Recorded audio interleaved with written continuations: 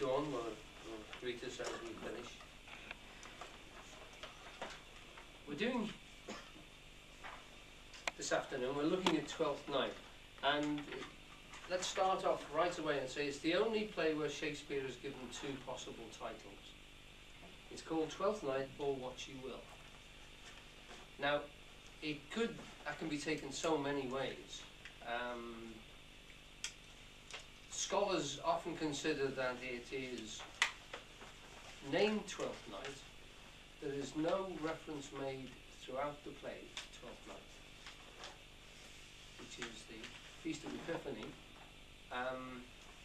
6th day after Christmas, and references inside the play are non-existent. So scholars tend to think it means we'll call it Twelfth Night or whatever you like, or whatever you will, whatever you fancy calling it, and that maybe it was performed on Twelfth Night, or it aims to get some of that festivity about it. But having said that, I mean, although there is no scholarly references for it, there is a great deal of speculation as to what else it could possibly mean. If you're going to say, use the word will, for instance, you're going to raise up a lot of queries about it. And certainly there's a lot of suggestion within the play that it's willfulness, it's actually human desires which are being talked about. It's a play about love, it's a play about getting your just desserts. It's, as are all of Shakespeare's plays, they're plays about the needs and desires of human beings. And so in that sense, Or What You Will is a very good title. Now what we're very lucky with this particular play, because Eugene Halliday has given us, through David Marlowe, a working description of what it's going to be about.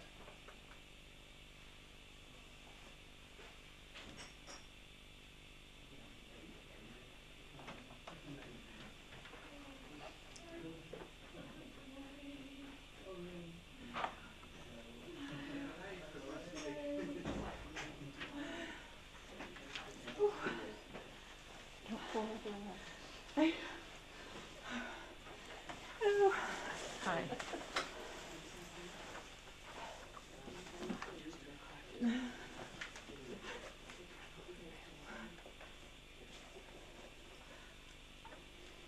I'm just silenced a moment.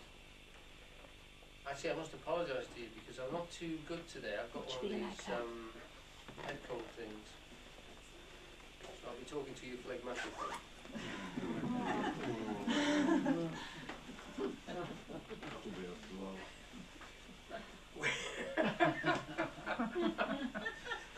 Let me get my rug out. We've just been saying that Twelfth Night is the only Shakespeare's play which is named with two names. It's called Twelfth Night or What You Will, and that this is considered by scholars to be the fact that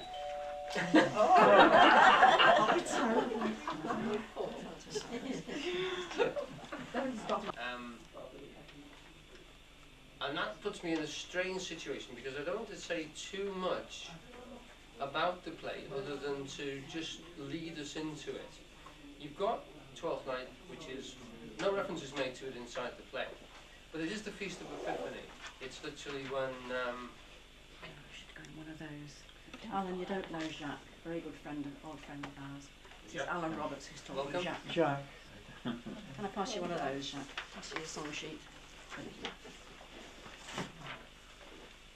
So it's a process of manifestation on Twelfth Night, and the world is making itself manifest.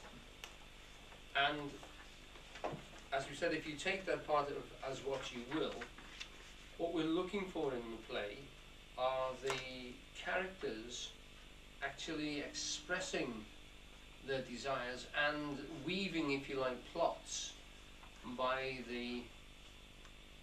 their volition, their needs and the connections that they're making in the world.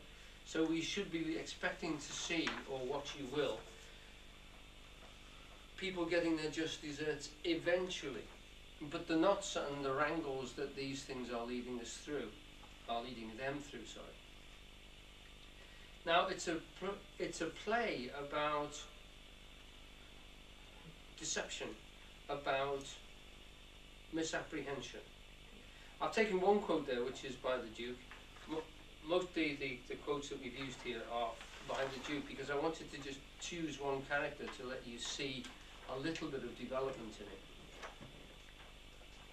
At one point in the play, he sees someone who has been misrepresented throughout the play to him, and he says, this is the top quote in the little box: one face, one voice, one habit, and two persons. A natural perspective that is and is not.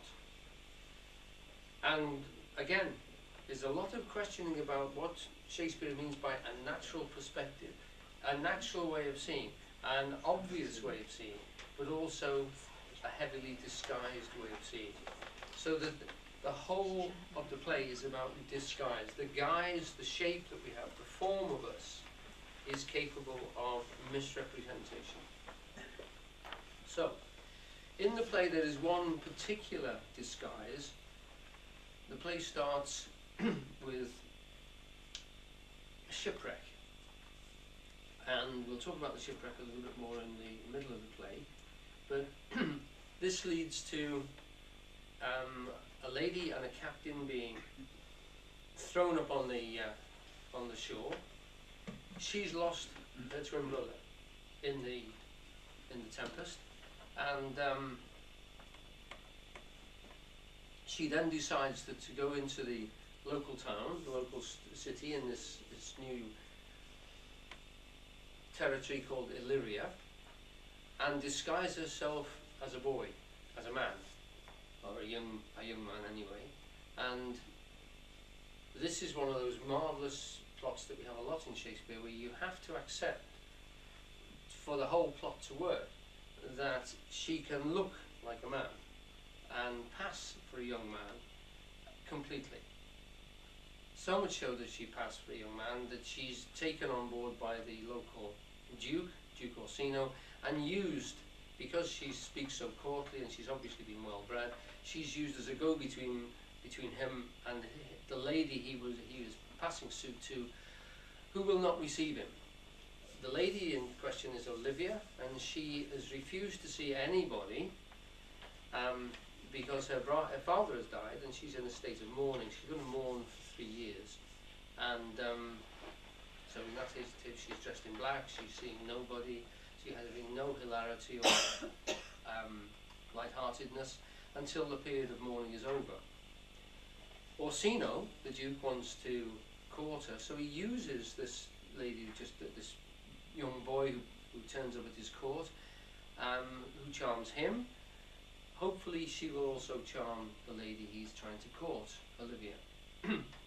They all accept this lady as a boy, and we have to as well. It's interesting to cast your mind back, and 400 years ago there were no ladies on stage. You have to remember that the lady here would have been played by a boy. And so it's a boy pretending to be a woman, then pretending to be a man again. So there's this wonderful interlocking of deception. So the whole thing about the play on stage is a deception. We call this, in dramatic terms, it's a meta-drama. In other words, there's lots of little boxes of which we're watching. We're watching a play, but we also know it's not just a play. Shakespeare's talking to us about other things as well. And that's where the meta-drama comes in. What's he saying as well as what he's saying, in other words. And in this he's actually saying that sexual identity is a peculiar thing. In this play we will see someone fall in love with the form of somebody, because there are twins in it who look the same, but one's male and one's female. And people fall in love with one and marry the other. It is as complex as that. So Shakespeare is playing about with the whole idea of what form is, what shape is, and what presentation is. Our identity, in fact. So one face, one voice, one habit, and two persons. A natural perspective that is and is not. And there's some beautiful dialogue inside the play about this. In fact, all the plays and all the plots, if you like, are woven to do with this fact of thinking one thing or being one thing and also being the exact opposite. There's one point where Olivia talks to Feste the clown, and she asks him about his nature and his art and can he describe what he does. And he says, well, life is like a glove, a Chervil glove, which was made of kid leather. And you could turn them inside out and wear them inside out, and they'd be a different colour, but it would be the same glove. And he says, life is like that. You have to realise that with a sentence, you can turn the world inside out. You can turn it back to front. You can make it what it isn't. And the whole play is doing that all the way through. People are concealing themselves. Even Orsino is concealing himself. He's asking somebody to go and court a lady for him. So he's not even using his own words. He's sending this courtly person to go and court the lady that he's going to marry, hoping that she will be won over by this pleasant talking, by this pleasant chat. But she'll actually marry the Duke. So there's a wonderful deception there. He's actually sending someone to win his marriage partner, which was quite normal. She's refusing him by pretending to be in mourning. That's one of the reasons she's in mourning, is so that she doesn't have to be courted by this man that she doesn't want to see. Throughout this play, we're getting these deceptions. The beautiful sort of comedy thing in the centre, which turns quite cruel, twists on the sort of butler or the main steward of the house, a man called Malvolio. Now Malvolio is deceived by the lower orders, if you like, within the house, the clowns within the house, into believing something which isn't true. So deceived is he, so wantonly deceived is he, that his whole career is ruined. Now, when you see this happening in Shakespeare, remember you've got several stratifications of the play. And while you're watching it, these characters will be mingling, but you will feel them to be on a distinct stratification. Remember, the theatre was stratified. They had groundlings that had to be satisfied. They had to be part of the play for them. They had the mercantile people, the buyers and sellers, the journeymen, and the artisans. And above them you had the nobility and the lawyers and the lawgivers and the priesthood. So you've got three stratified layers within the theatre itself, all watching the play, all paying good money to see something which entertains them. And Shakespeare's providing a level for all of them. So when you're watching this, you're watching that. And Shakespeare, again, because of the nature of comedy, and this is comedy as opposed to tragedy, is upsetting the apple cart. The situation is at a particular level. Some event, and in this case it's the arrival of this lady that's going to be a gentleman, upturns the whole apple cart. And everything spills into different situations. Chaos reigns for a while. It's got to come back together as a comedy before the curtain, without anybody dying. If they die, it's a tragedy. If they don't die, it's a comedy. Comedy doesn't mean it's funny, it means it's about us. It's literally about the level of human transactions in which nobody has died. Nobody is committed to a principle so much that the blood will be spilt. So a comedy is just about everyday life to that extent. But it's enhanced and it's heightened. And because it's Shakespeare, we're going to get a very, very clever involvement. Now, to try and reflect that, just before we go on further than that, there's got a little quote here by Schlegel, which I can't read because it's too damn small. But what Schlegel said is, and I'm only deciphering this. Oh, thank you.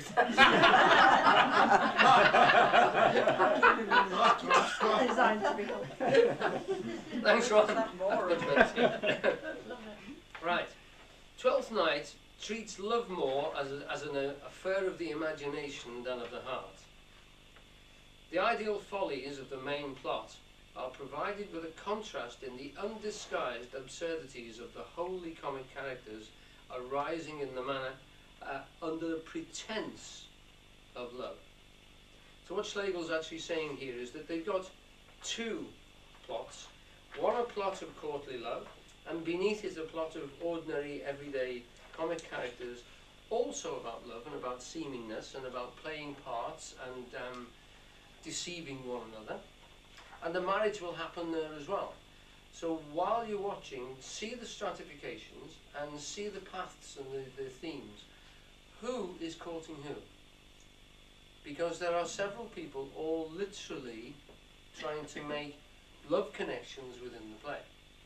And what is going to happen is that Shakespeare is going to allow something to sort them out. They can't seemingly sort themselves out, is what he says in the first half of the play. We'll talk more about this when we've had a little bit of laying out the law. But this is the sort of plot thing. And to show you the level of involvement that we have, and again, I'm looking at this through the end of the telescope, Count Orsino. Now, he's referred to often as Count or Duke inside the play, so I've gone for Count. But in all the quotes he's actually called the Duke, so it's just one of those things. There was a Count Orsino, by the way, who came to Walsington's court about 4 or 5 years before we think the play was actually performed. So Shakespeare's taking a real name of a real character that came to court. There is in fact 2 plays which he is considered to have mined to get his plot. He's blended 2 plays together. One is an Italian comedy, and the other one is a Roman comedy. But he's obviously blended them so well that you wouldn't recognize, most people would not have recognized them, and most of us haven't heard of the original plays anyway. They're quite lost in the processes of time. It is worth remembering and worth saying this whenever we do Shakespeare, that this is language which is 400 years old. For us to hear it is to hear a foreign language. Nobody knows exactly what all the words mean. Most of them have been lost. Not most of them, some of them have been lost. Most of them we can get with a lexicon from that particular period, but very few people will understand all of them. The beauty of watching them in drama and in performance is that it helps to convey the meaning when you're watching it, and after a while, a few minutes, it will just feel like a particularly heightened form of language, which it is. Shakespeare is manipulating the language very, very cleverly indeed. And in a play like this, the lyricism, the poetry is amazing, but so also is the characterization. So let's have a little look at Orsino. He actually kicks the play off anyway. If we start with the speech within the box, it's a very, very popular and often quoted speech. But if you look at it, you'll probably find that it changes as you focus on it. Would anybody like to read this, by the way? So you can't see. Sorry. I'll try, but I can't see it. We've got a volunteer down here, actually. It's a pair of good eyes. Yeah. Well, I can be forgiven if I can't do it. Certainly. I'll prompt you. Yes. If music be the food of love, play on, give me excess of it, that surfeiting the appetite may sicken and so die. That strain again, it has a dying fall. Oh, it came on my ear like the sweet sound that breathes upon a bank of violets, stealing and giving odour. Enough, no more. 'Tis not so sweet new as it was before. O spirit of love, how quick and fresh art thou, that notwithstanding thy capacity receiveth as the sea, nor enters there. Of what solidity and pitch soe'er, but falls into abatement and low price, even in a minute. So full of shapes is fancy, that it alone is high fantastical. Right. So what he's saying, the first part of this is often quoted. It was even quoted in the programme we were just talking about Shackleton and his music. That music has has a way of stimulating order and harmony inside us. So if music is the food of love, play on. Give me excess of it, that's a feeding. The appetite may sicken and so die. A beautiful statement. But as soon as he's made the statement, watch, he falls from it. That strain again. It had a dying fall. Oh, it came o'er my ear like the sweet sound that breathes upon a bank of violets, stealing and giving odour. Enough, no more. It's not as sweet now as it was before.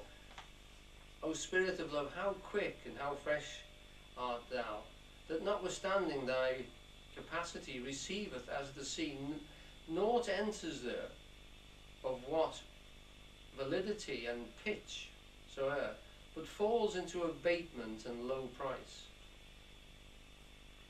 The beauty of this music falls from us, or we fall from it. We can't hold it. He can't hold it. He's already sickening from the music that he said, if music be the fruit of love. This man is so inconstant that within 6 lines he's lost that thing that was so beautiful to him before. Shakespeare's giving us to it. Now, because of the nature of the sentimentality of that particular speech, we may not originally notice just how fickle he is.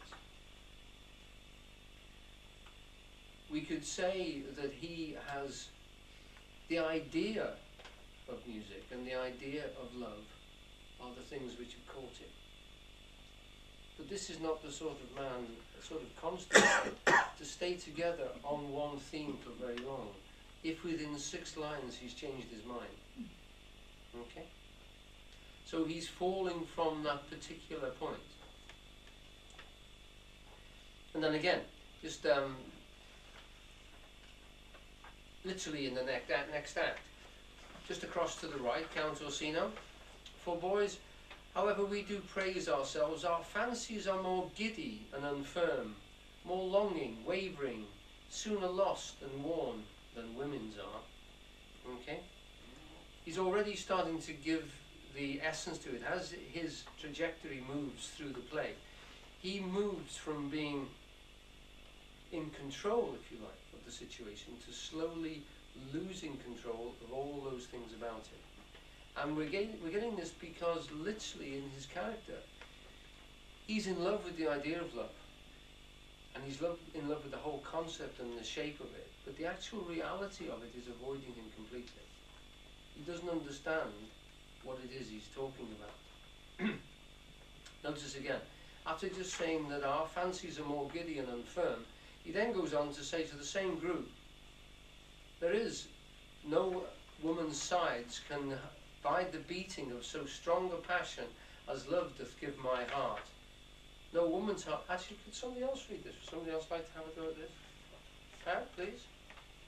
There is no woman's sides can bide the beating of so strong a passion as love doth give my heart. No woman's heart so big to hold so much, they lack retention. Alas, their love may be called appetite. No motion of the liver, but the palate that suffers surfeit, cloyment and revolt. But mine is all as hungry as the sea, and can digest as much. Make no compare between that love a woman can bear me, and that I owe Olivia. Right. Now what we've got here is another thing which I just wanted to point out. The play will rattle along. The play is, as they say, stuffed with plot. There's so much plot, so much happening all the time, and such a commentary about everything that's happening, you haven't got time to notice the subtleties that Shakespeare's putting in. Now, there's quite a lot of scholars would say Shakespeare actually he never took copyright on his plays. He allowed his plays to be printed. He never had them printed, but he allowed them to be printed. And part of the process of that is because people were meant to read them rather than just listen. The plays come alive on stage, but when you read them, you notice all the sort of things. Orsino was there, made 2 references to the sea. And in the first one, it was literally as a composite for rubbish, you know. He talked about the receiveth as the sea, naught enters there, of what validity and pitch soe'er, but falls into abatement and low price, even in a minute, so full of shapes is fancy. He's talking about the sea as a repository for rubbish, offal, all sorts of waste products, and it lowers it, it destroys it, it damages it. Whatever you put into the sea, it is just wasted, it's destroyed, it's rotted, it's rusted, it's reduced. And then again, a little bit later, literally another act away, he's talking about himself, you know. But mine is all as hungry as the sea. I can digest as much. He's carrying on the same sort of imagery. Make no compare between this love a woman can bear me and that I owe Olivia. So he's comparing his own love to this great sea thing which destroys, swallows, amasses things and drags them down to its own level. The nature of this, and the way that Shakespeare is actually contriving it inside this, in this play, to actually follow the nuts and bolts of the way it goes, has to be unpicked quite distinctly. And those three speeches there are blended in, and they give the feel to you of the nature of this man. And we can unpick them and see literally the images that Shakespeare is giving us to capture this particular soul. But the very way he does it in the play sweeps us along, so that the characters are blended in. This is only one character of many, one level, if you like, of many, one pitch. They describe themselves, and they're also described by each other. They're constantly talking about each other and putting each other in place. Feste, the fool, and he means the festival of the holiday, says of Orsino, when he first meets him, just down here, now the melancholy God protect thee, and the tailor make thy doublet of changeable taffeta, for thy mind is like a very opal. Sounds like a compliment. Changeable like taffeta. In other words, this man blows with the wind. He literally has got nothing fixed inside him. And like an opal, he sparkles, but there's no solid colour. Okay?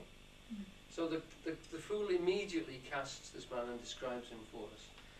Feste is often taken to be Shakespeare's representative in this play. He's the one who actually speaks as the poet.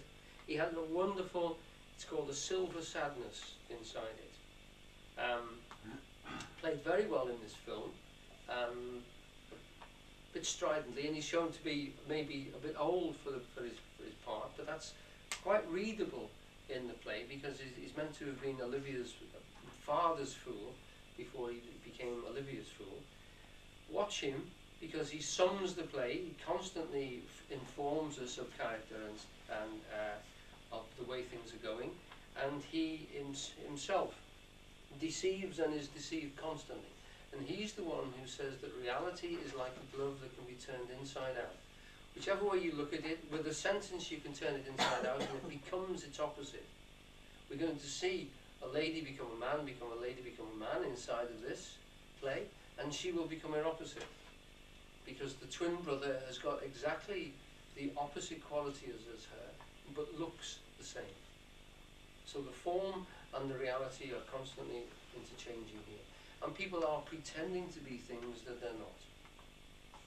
But often they don't know that. But we do. And that gives us what is that gives us a point of reflection. And one of the things that Aristotle said is the most wonderful thing about theatre is that we know something that those idiots on stage can't see. And that puts us one upon them. And that gives us a wonderful sensation, both of anticipation, because we're waiting for the denouement. Okay? We're waiting for the denouement. In the first half of this, you'll see the chaos displayed. The world will start to fall apart in front of us. Disharmony. The place they're going to is Illyria. Shakespeare is playing about with the words lyricism and lyre and music and harmony in this particular situation. He will bring things back together in the end. But don't you think about that yet? Think about the chaos and why they're all going in different directions and why nobody seems to be getting what they want. Okay.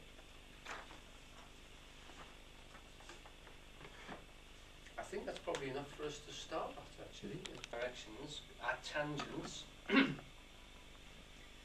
I'd like, at this point, to reference Eugene's stuff. We've talked a little bit through the song sheets about the quality of Shakespeare. And I'm reminded at this point, just before I came, I went to see Hamlet on Thursday.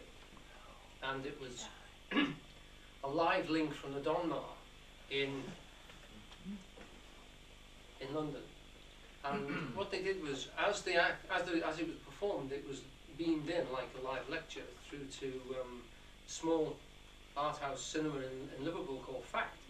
And there will be somewhere in Manchester that does this. Password. Sorry? It was a password, wasn't it? Oh, there you go. Did you saw it? Did you saw it? It's brilliant, wasn't it? It's supposed to be the commanding Hamlet of the age, and this fellow Rory Kinnear was incredible because he didn't look like Hamlet. He wasn't the slightest bit heroic whatsoever. An ordinary chap, That was the week that was mid-30s. Roy Kinnear. Pardon? That was the week that was Roy Kinnear. His son, Oh, right. Rory. Rory. Yeah, so he's in his mid-30s, but as Nicholas Hayter pointed out, he was the only man he'd ever seen who actually made you think that he was thinking these lines and they were just coming to him as he said them, which is very difficult to do with a play that long. Anyway, enough said about that, but there is simultaneously, or at least somewhat congruent with it, there's a very lively King Lear which has just been produced, and this one has got the critics raving as well. So what I thought I'd do is I've got some of the critic things which I've sent through to Zohar. She'll email them out to anybody who's interested, and these are just the write-ups from it. Now that too is going to be beamed out live from the Donmar, again, which seems to be the cutting edge of the World Theatre at the moment. That's on February, I think it's on February the 18th, but I'm not sure, check the date. And this is Derek Jacobi. And the Times, the Telegraph and the Guardian critics all said it was the best King Lear they'd ever seen. So the reviews are stunning. And one of the reviews that I've sent through to Zohar to pass out is by a fellow called Jonathan Bates, who was one of the resident tutors at Liverpool when I was there, and he's probably the most acknowledged scholar of Shakespeare at this point in time, and he writes a very lively little piece about King Lear, which I completely disagree with, but it's well worth reading to disagree with, but it's very well done, and that might just sort of tempt the appetite to get involved. I was very, very taken with this live link. No way did I get the impression that whirligig. We've also got the fact that a lot of people are going to be thwarted. So Illyria has to weave them together in a satisfactory way. These people think they know what's good for them. They don't. Destiny knows what's good for them, and destiny will weave them together and will be made direct reference to towards the end. It's in all of Shakespeare's plays that it's the field, if you like in Halliday terms, which governs and directs best. And the ones who listen to the field, or listen or tune in to literally to that destiny, that actually respond best to its pulls and to its pushes. Watch what happens. All their designs are thwarted. And yet, there is a happy ending. People do get nasty. Some people get very nasty. Some people get mistreated and dominated. And yet, it works its way out. There are only two unrequited people at the end of the play. And one of them is only a slight character. You may not even notice that he's unrequited. But to give you a clue, his name's Antonio, and you've already seen him. And he has a slightly unhealthy interest in Sebastian. Yes. But it's there in the text, we're not extrapolating here, it's there in the text. So we will see, and it's the same in Merchant of Venice as well. Antonio is the name which Shakespeare chooses for the same role. So you've got here a fascinating situation. Illyria is like an island. It's surrounded by this chaotic sea which has just cast these people onto it, and they're sort of sorting themselves out. It's a logical, harmonious order, place of order, surrounded by the chaos of the sea and the storminess of life. So inside here we should expect to see harmony being struck. Shakespeare is all about degree and harmony and balance of notation. The melody which is actually made is what we're here to actually see work its way through in this play. This is the thing which is going to be most magical for these people in that place. Okay? Any questions about anything that we've seen tonight? Apart from the ending. Can't tell you. You should already know. You can feel it pulling them together, can't you? You know, you can see them balancing each other up.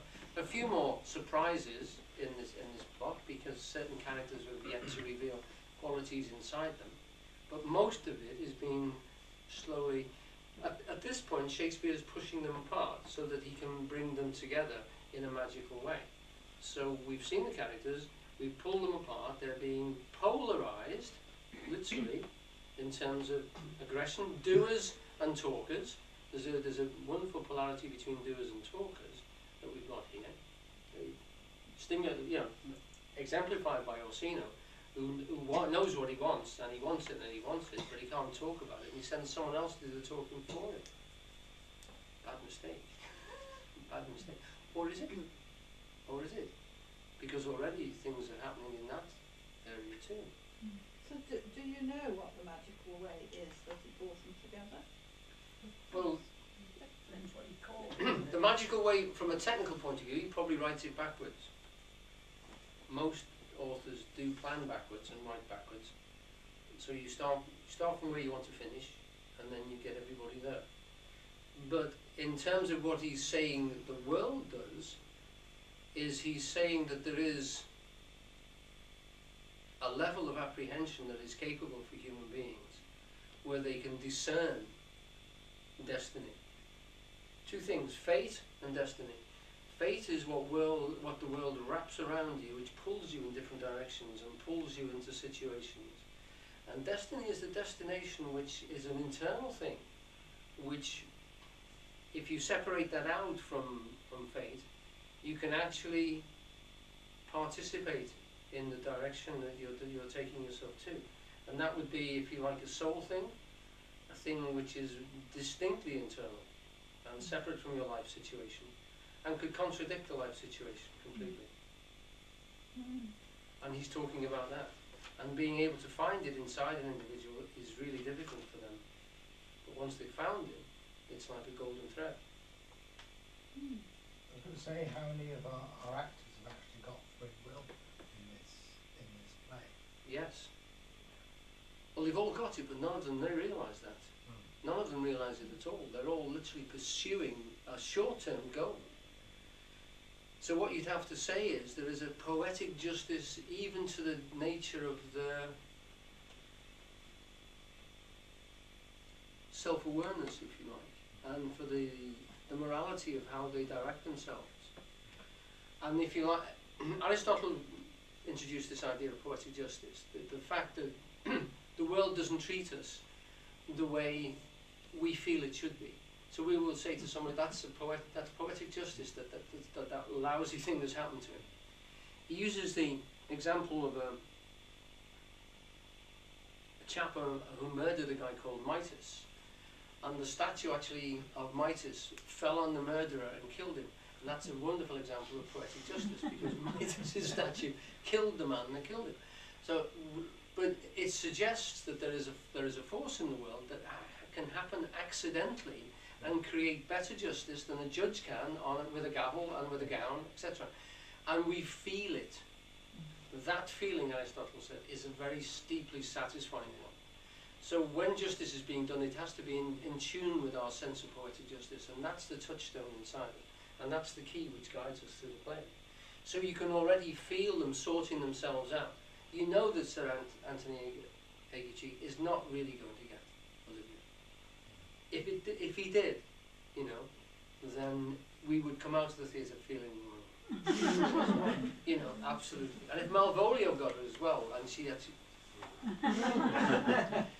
and even if Elsino got it, but luckily there's a little seed of poeticism there which is working a way out. But at this point in time, it looks horrendous because nothing, you can't conceive of a way of that being right.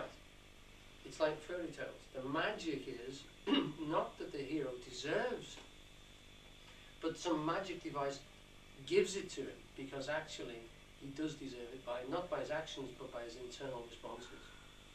And that's what we're working on here. So how is this play seen? Is it a comedy? Seen as a comedy, yes, but that just means that it's not a tragedy, really, technically. It doesn't mean to say it has to be funny, which is a modern interpretation of it.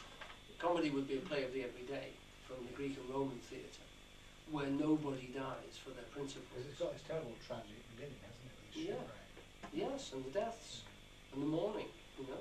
Yeah. And it never gets too far away from that sort of sadness. So Auden's right, there is a silver sadness about it, you know, which is maybe the time of year why Twelfth Night is a good time to sort of feel this sort of tone to it.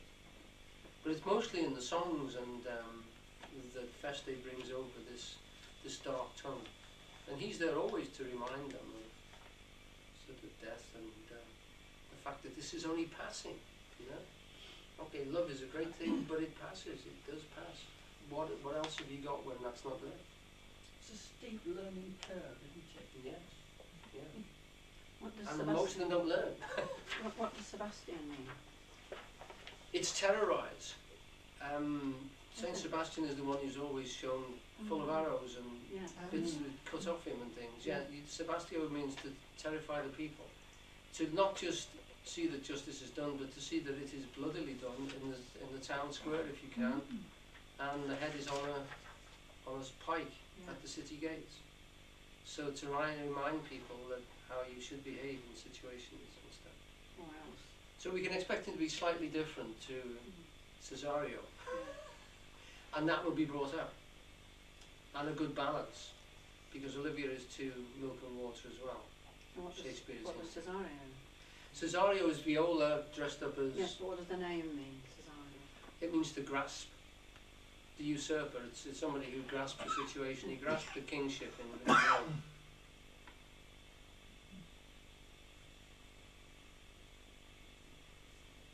As in the seas. Sorry? As in the seas. Yes. Cesario, yeah, seas. Yeah. And you've got, as Eugene points out, you've got Olive, literally, or Olive, is anagrammed through Malvolio, Viola, and Olivia in this thing. That it's hinting that there's a linkages between those three, slowly blending together. Antonio would be the anti person, the sea captain. You've got two sea captains, which Eugene mentions as being they're like archangels in a sense. They're supporters. You saw one sea captain helping Viola get changed into being a boy, and then he recedes again. And there are many sea captains in Shakespeare who just come in and assist and aid and sort of help garner and gather things for people. So if you see this as a system which is organising itself harmoniously, the music is starting to tune itself together, and they are tuning them. There's lots of references to music here as calming, as integrating, and as literally pulling in disparate views and forming them to work together, not to lose their hue, their tone, but to blend them with others so that there's a rhythm and a beat to how they actually mix and meld together, and that's what forms the harmony. They don't lose their characters, they blend them, and that's what Shakespeare's talking about. Often it will happen in the second generation, in things like The Tempest and stuff. You get opposing forces who cannot meet, they're sworn enemies, but their children do. And their children form alliances across the situation that has been set in beforehand.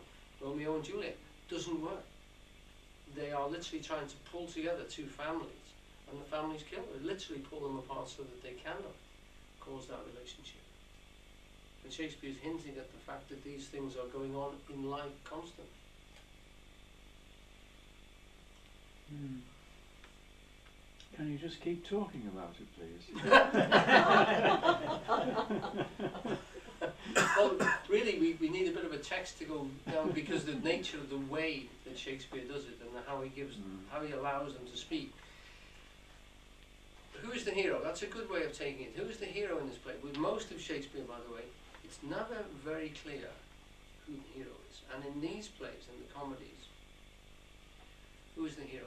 You could put Viola forward as the hero because she's one of the people who speaks a lot and she's on stage a lot. And if you say that, well, you can say, okay, so she's the one that we're actually meant to see this whole thing moving around. But you could also say Olivia. The whole play spins around her. Everybody's courting her. She's the one who seems to pull them all into the same framework. And she's the one who will be at the centre of the resolution. When she makes a decision, everything falls out. Okay? But people have said, well, Feste is actually the one with the main person in the character. Other people have said, well, no, Malvolio, because he is the one whose trajectory changes most throughout the play. Or Orsino. I would tend to say, for me, the heroine is Viola. Now, she has already created a character for us, which, this is what Shakespeare gives you. He gives you a three-dimensional character. You feel as if you know her already. You feel as if she's a good soul. She's the good soul of the play. The others, push or pull, dubious. You haven't make your mind up about Feste because he could bite your head off. Orsino, well, you don't want to get the wrong side of Orsino, as you realise now in the next few minutes. But there are other people in the play that you feel you know as well. But with Viola, you feel as if you know she's a good soul. Is that right? Yeah. Shakespeare's given you that in a full round by the way she's responded to people. By the way she's responded to all the people in the play. And you'll see more of that. And without a doubt, she is the most realised character in the play. By the end of the play, you feel, there's one point where you feel really quite dreadful for her. But it is resolved quite well. Whether completely or not depends on how you take it. But it is resolved. But it's remarkable that Shakespeare can do this with you, that he can actually give you a character so that you feel that you're happy for the way she lives, if you like. You're happy that there are people like that in the world. And that's quite an achievement. It's usually one in every play, but certainly in this one, she is it. No one else is quite like that, not even her brother.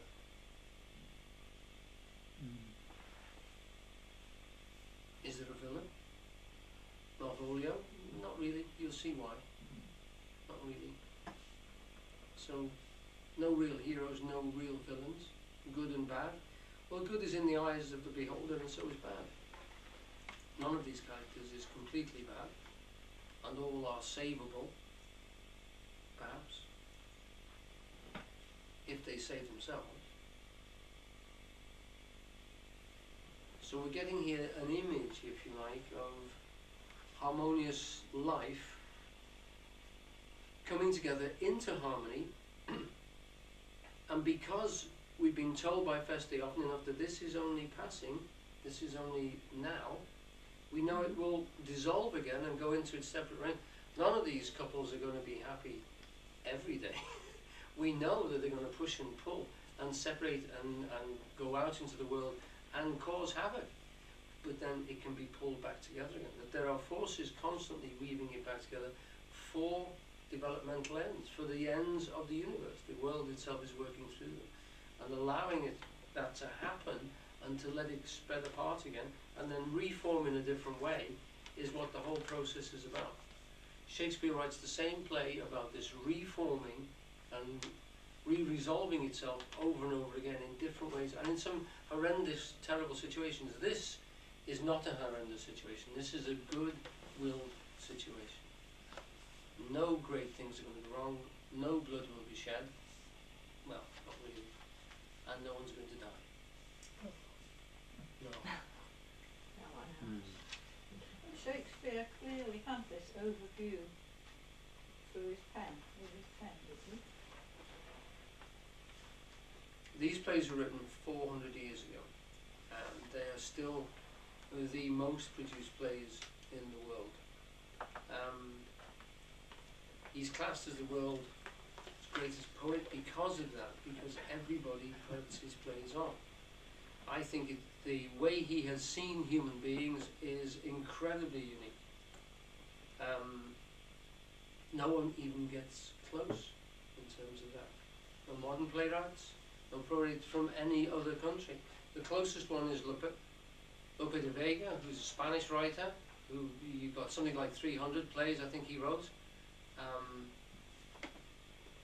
you heard of him? Well, yeah. Have you seen many of his plays? What? Well, yeah.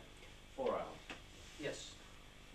The life that Shakespeare gets into them, and the people. I mean, one of my most favourite books is based on the fact that because of Hamlet particularly, Falstaff, Sir Toby Belch is like a rehearsal for Falstaff,